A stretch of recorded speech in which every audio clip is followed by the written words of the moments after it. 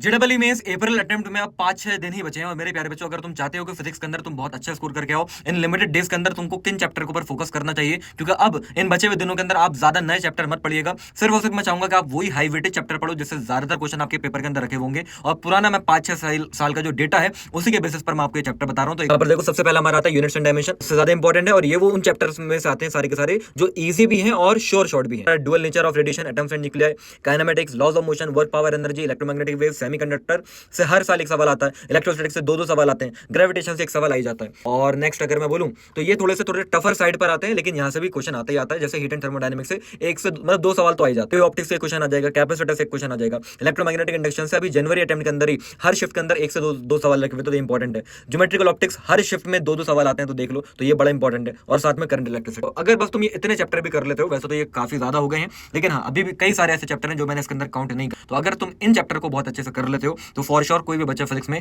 Around मतलब 70 to 80 marks out of 100 ला सकता है। अब तैयार हो जाओ। और ये सारी की सारी चीजें मैं तुमको अभी फिजिक्स का कंप्लीट फाइनल रिवीजन आ रहा है 29 मार्च को ऑन वेदांतु जेडबल मेडिसी चैनल, तो उसमें ये सारी की सारी बातें मैं पढ़ाने भी वाला हूं।